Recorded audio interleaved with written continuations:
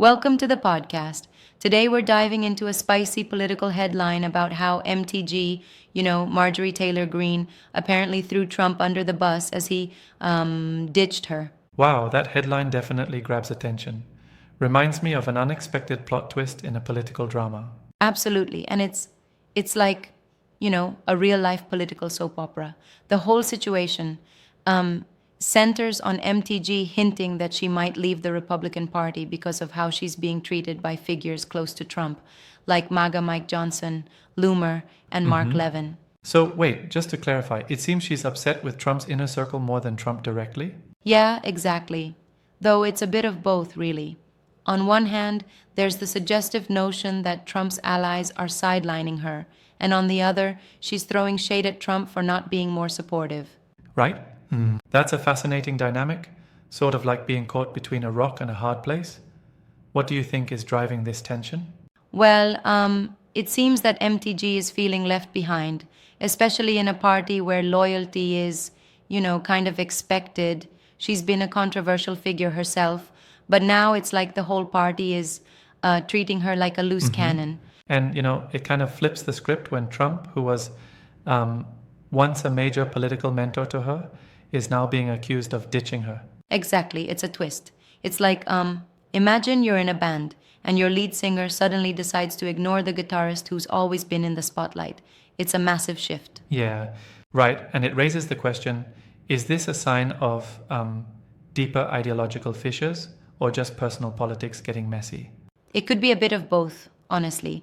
There's underlying tension in modern politics where loyalty and personal alliances are, as volatile as ever. In this case, MTG's reaction could very well be a reaction to feeling marginalized by allies who were supposed to be on her side. Interesting point. But doesn't it seem a bit too theatrical? I mean, throwing someone under the bus is such a dramatic gesture. Yeah, it does have that dramatic flair, doesn't it? It's like she's staging her own political rebellion. I mean, consider the optics. A prominent figure publicly calling out a former ally. It's as if she's inviting a public debate on party loyalty. Right? However, isn't there a risk that by doing so, she might just be deepening the rift within the party instead of healing it? Absolutely, and that's the tricky part. If she truly leaves the Republican Party, it could spark major realignments. But even if she doesn't leave, this move might just expose the cracks, making the party's internal conflicts even more visible. So, kind of like when an iceberg starts breaking apart, suddenly you see all the internal structure and it's not as solid as everyone thought. Exactly. It's like an iceberg tipping over. The internal dynamics, the shifting allegiances, they all start to show. And Trump's allies like Mike Johnson and the others, their actions might be, more indicative of the party's broader ideological struggles than a simple personal feud. Right? Speaking of Trump, it's interesting to note that despite his long history of political maneuvering, he seems to be unexpectedly distancing himself.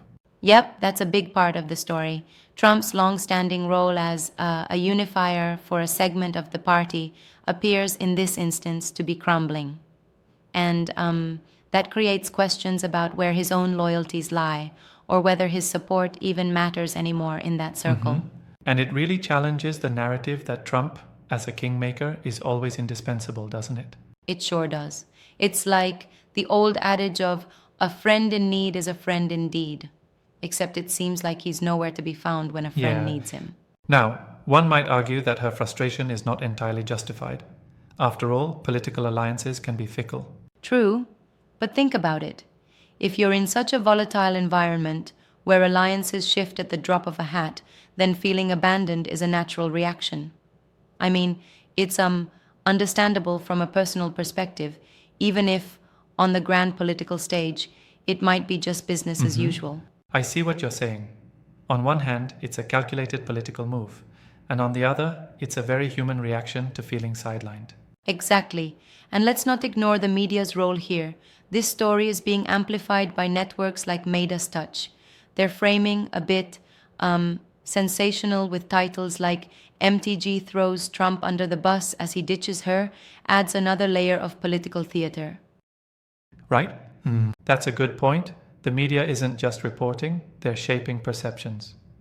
Do you think their tone might further polarize an already divided audience? It certainly could. When you use such hyperbolic language, it kind of boxes the entire narrative into us versus them territory. And while it grabs attention, it might also deepen the partisan divide. For sure. And what about the timing?